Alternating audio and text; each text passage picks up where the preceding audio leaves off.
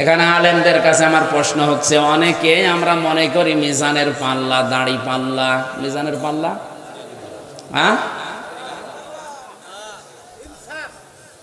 মিজান শব্দের শাব্দিক অর্থ হচ্ছে মানদণ্ড।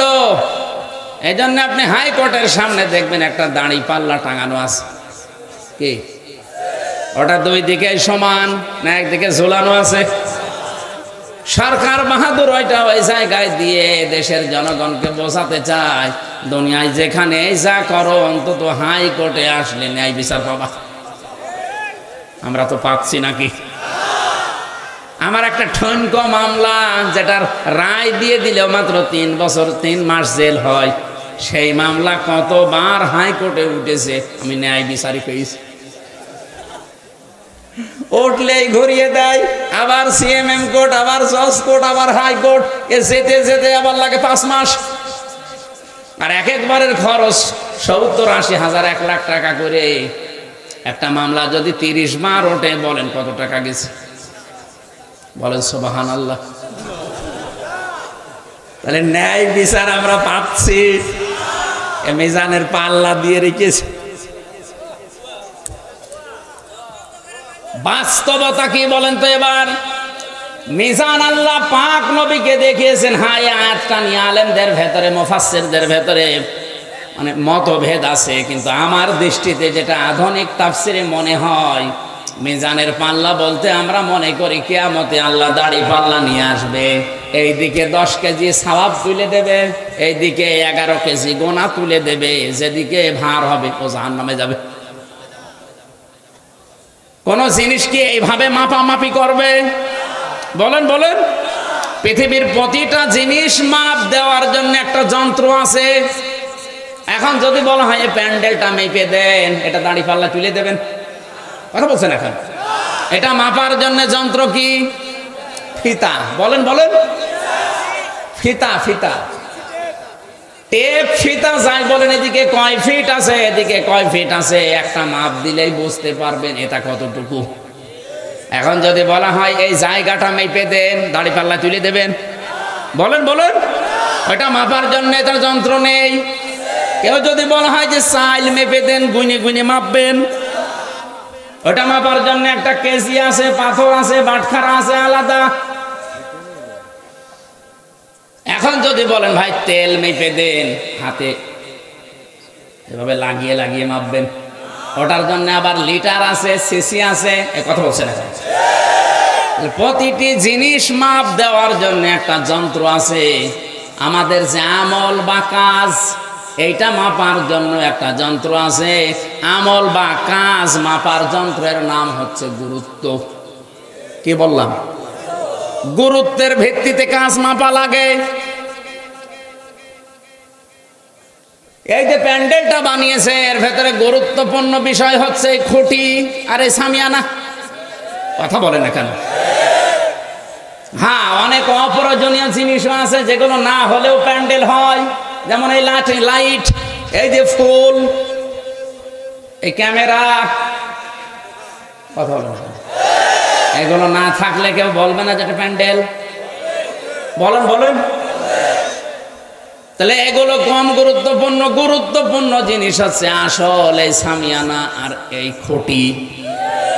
এই দুইটা না থাকলে অন্তত এইটা ধরে রাখা। আরো জোরে। পৃথিবীর প্রতিটি মানুষের যে 60, 70, 80, 90 বছরের কাজ আমল, এইটাও মাপবে আল্লাহ কিয়ামতে, ঠিক, কিন্তু গুরুত্বের ভিত্তিতে। তাহলে এখানে কয়টা গুরুত্বপূর্ণ জিনিস পেলাম? আরো জোরে। আপনি দেখবেন দুনিয়ায় যত ইবাদত আছে, প্রতিটি ফরজ ইবাদতে আলাদা আলাদা কিছু নিয়ম নীতি দেওয়া আছে। যেমন নামাজের ফরজ গুরুত্বপূর্ণ, যেটা না হলে নামাজ হয় না, সেটা কয়টা? কয়টা? 13টা। কয়টা? এই 13টার ভেতরে বাইরে আছে 7টা, ভেতরে আছে। বাইরে বেশি না ভেতরে বেশি? আরো জোরে। বাইরে যেটা বেশি একটা, ওইটার নাম কি?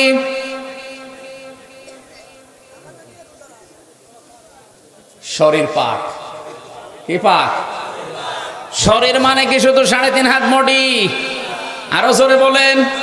আমার এইটা যেমন একটা শরীর, এই পরিবারটা একটা শরীর, এই সমাজটা একটা শরীর, এই দুনিয়া একটা শরীর। নবীজি এজন্য জানিয়েছেন তামাম দুনিয়ার কোন জায়গায় এক প্রান্তে যদি একটা মুসলমান কষ্ট পায়, তোমাকে ইমানের তাকিদে কষ্ট পাওয়া লাগবে, কারণ তামাম দুনিয়ার মুসলমানেরা হচ্ছে একটা শরীরের মতো।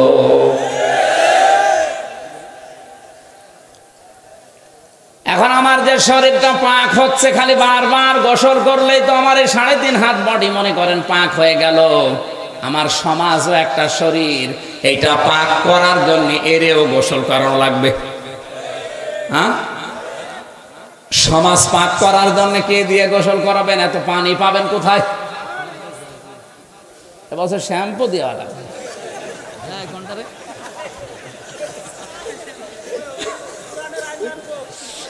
কথা শোনে, এখন এই এটা কি সদরদি না? এই সদরদি থেকে ভাঙ্গা পর্যন্ত মনে করেন ওখানে মসজিদ আছে, হেঁটে যাচ্ছেন মসজিদে নামাজ আদায় করার জন্যে, হঠাৎ রাস্তার পাশে দাঁড়িয়ে আছে পরিমণি। কে? এখন যদি দেখে বলেন আস্তাগফিরুল্লাহ নাউজুবিল্লাহ, এই বলে আপনি চলে গেলেন, নামাজে দাঁড়িয়েছেন, আল্লাহু আকবার বলার পরে আপনি সুবহানাকা আল্লাহুম্মা পড়ছেন, আর মনে মনে বলছেন আল্লাহ আমি কি দেখলাম, আমি কি বেশি বলে ফেললাম? আপনার নামাজ তাহলে হবে? আমার নামাজ ভাঙার কারণ কয়টা বললাম? হ্যাঁ, কি শুনছে আল্লাহ? 19টা। কয়টা? নামাজের 1 নাম্বার ভাঙ্গার কারণ কি? কোরআন শরীফ অশুদ্ধ পড়া। 7 নাম্বার কারণটা হচ্ছে নামাজের ভেতরে আমলে যদি কেউ কাসির করে, নামাজের ভেতরে আছে কিন্তু মন নামাজে নেই, পরিমণির কাছে নামাজ হবে, নামাজ শেষ। তাহলে আপনি নামাজ পড়তে গেলেন 2 কিলোমিটার দূরে, নামাজেও দাঁড়িয়েছেন, দেখে এসেছেন, আপনি নামাজের ভেতরে মনে হচ্ছে আল্লাহ আমি কি দেখলাম, আপনার নামাজ হবে না। আরো জোরে বলেন। তাহলে পরিমণিকে মেরে ফেলা লাগবে। হ্যাঁ, কি করা লাগবে? ওরে পর্দা দেওয়া লাগবে, পাক করা লাগবে, পবিত্র করা লাগবে। ওইটাও সমাজের অংশ, ওটা একটা শরীর না? বলেন বলেন। যেহেতু সমাজ একটা শরীরের মতো, ওইটা সমাজের একটা অংশ, ওরে পবিত্র করার জন্য বারবার গোসল করাবেন। কি দেওয়া লাগবে? পর্দা। বলেন বলেন। আর এই পর্দা দেওয়ার ক্ষমতা তো হামজার আছে। কার? প্রধানমন্ত্রীর। যিনি দায়িত্বে আছেন তিনি যদি একবার ওখান থেকে রাষ্ট্রপ্রধান হয়ে বলে দেয় কালকে থেকে কোনো পরিমণি আর দেখা যাবে না, সব রাবিয়া বসরি দেখা লাগবে, আমির হামজারা আর চিল্লিয়ে ওয়াজ করা দরকার নেই, কালকে সব পরিমণি রাবিয়া বসরি হয়ে যাবে। তখন আপনি নামাজে যাবেন ঠিক, তখন আর মনে হবে না কি দেখলাম, কারণ কিছু দেখতেও পারবেন না। তাহলে আমরা বলছিলাম নামাজের ভেতরে ফরজ কয়টা? বাইরে ভেতরে মিলে 13টা। এই 13টার একটা ফরজও যদি কেউ ছেড়ে দেয়, 12টা আদায় করেছে, সওয়াব হবে 0। এখন যদি বলে না আমার 12টা আদায় হয়েছে, অন্তত 10টা সওয়াব দেন, দেবে। কারণ আপনি মৌলিক জিনিস নষ্ট করে ফেলেছেন। কথা বলেন না কেন? অমৌলিক জিনিস যদি 2-1টা ছেড়ে দিতেন, যেমন সুন্নত, নফল, মুস্তাহাব, মুবাহ, এগুলো যদি ছেড়ে দিতেন, বা ওয়াজিব যদি ছেড়ে দিতেন, তা আবার জরিমানা দেওয়া লাগতো, সসেজদা দিয়ে ওইটা আবার পূরণ করা যেত। কিন্তু ফরজ বাদ দিয়ে দিলে ও আর সসেজদায়ও কাজ হবে না, পুরা নামাজ। আরো জোরে সওয়াব পাবেন নাকি বলেন? আরো জোরে, আরো জোরে বলেন। এটা তবে ভালোভাবেই বুঝলেন। কিয়ামতের ময়দানে গুরুত্বপূর্ণ আর গুরুত্বহীন এই জিনিসটা দিয়ে আল্লাহ আপনার আমল, আপনার কাজ মাপবেন। গুরুত্বের ভিত্তিতে মাপা হবে। আপনার জীবনে যদি মৌলিক যে বিষয়গুলো আল্লাহ দিয়েছে কোরআনে ওইগুলো বাদ চলে যায়, অমৌলিক যেগুলো খুব বেশি দরকার না ওগুলো করেছেন সারা জীবন, কিন্তু মৌলিক গুলো আপনি বাদ দিয়েছেন, আল্লাহর কসম আপনি মিজানের পাল্লায় ধরা খাবেন। মৌলিক জিনিসে কোরআনে আল্লাহ দিয়েছেন শরীয়তের বিধান 500টা। কয়টা? আরো জোরে বলেন। এই 500টার আমার মনে হয় বাংলাদেশে এখন একটাও নেই। আপনি একটাও মিলাতে পারবেন না, একটাও নেই। অমৌলিক যেগুলো যেগুলো না হলেও হয় ওগুলো কিন্তু ভরি ভরি চলছে। আল্লাহর নবী মৌলিক বিষয় বোঝাতে গিয়ে তার জীবদ্দশায় 10 বছর তিনি কোরআন দিয়ে রাষ্ট্র চালিয়েছিলেন। কথা বলেন না কেন? 10টা বছর তিনি কোরআন দিয়ে রাষ্ট্র চালিয়েছেন, এটা মৌলিক বিষয়। এই জন্য আল্লাহ নবীকে জানিয়েছেন মিল্লাদুনকা সুলতানান নাসীরা। সূরা বনী ইসরাঈলের 80 নম্বর আয়াতের শেষে আছে, হে নবী আপনি আমার কাছে দোয়া করেন, মাবুদ মদিনায় নিয়ে তুমি আমাকে একটা রাষ্ট্র ক্ষমতা দিও যার ভেতরে তোমার সাহায্য থাকে। সুবহানাল্লাহ বলতে পারেন নাই? কারণ রাষ্ট্রীয় ক্ষমতা ছাড়া এমন এমন ইবাদত আছে যেগুলো ইচ্ছা করলেও করা যায় না। বলেন, আজ এই মৌলিক বিষয়গুলো বলতে গেলে অনেকে রাজনীতি মনে করে উঠে চলে যায় না। ফরিদপুরে নেই? আপনি অমৌলিক বিষয়গুলো বললে তা ধরে শোনেন, আর মৌলিক বিষয়গুলো বললে রাজনীতি মনে হয় আপনার কাছে। আমার মনে হয় নবীজি যদি এখন জীবিত থাকতেন আর ফরিদপুরে এসে এভাবে ওয়াজ করতেন, আপনার কাছে রাজনীতি মনে হইতো। এজন্য সহজ ভাষায় বলছে মৌলিকটা বাদ দেবেন না। মান তামাসসাকা বিসুন্নতি ইনদা ফাসাদি উম্মতি ফালাহু আজরু মিয়াতি শাহীদ। আমার উম্মতের যখন দুরবস্থা চলবে ওই সময় যদি আমার কোন উম্মত একটা মরা সুন্নাত জিন্দা করতে পারে, কিয়ামতের দিন সে 100 গলা কাটা শহীদের সওয়াব নিয়ে উঠবে। আমি হিসাব করলাম, হাদিসটা পড়ে দেখি মরা সুন্নাত কোনটা? টুপি মাথায় দেওয়া। বলেন না, এটা মরা না।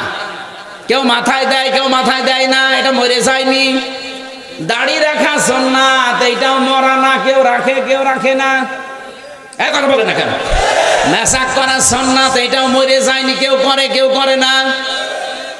দস্তরখানা বিছিয়ে ভাত খাওয়া সুন্নাত, এইটাও মরা না, কেউ খায় কেউ খায় না। আমার এই শত দৃষ্টিতে যে ধরা পড়েছে মরা সুন্নাত ওইটা। 10 বছর নবী কোরআন দিয়ে রাষ্ট্র চালিয়েছেন, 53 বছরের একদিনও কোরআন দিয়ে রাষ্ট্র চলেনি।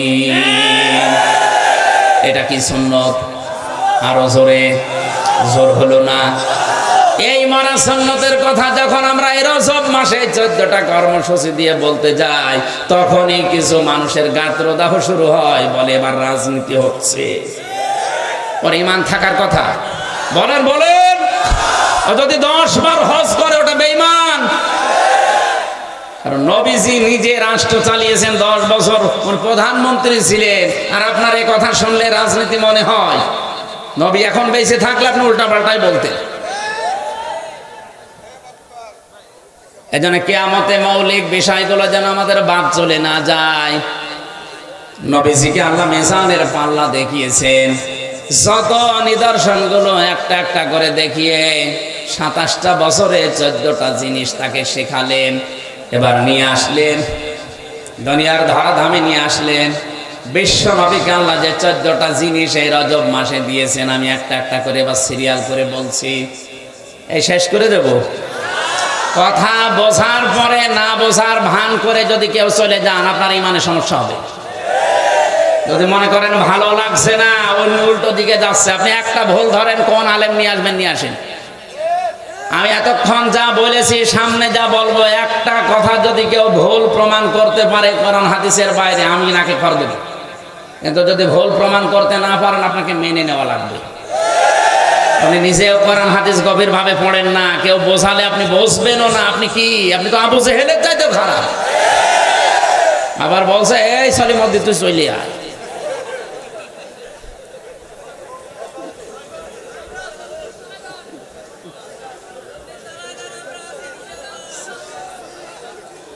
আল্লাহ রাব্বুল আলামিন যে 14টা জিনিস তাকে দিয়েছিলেন, প্রথম নাম্বারে আল্লাহ ঘোষণা দিচ্ছেন দুনিয়াতে যাওয়ার পর আপনার উম্মতের কাছে আপনি বল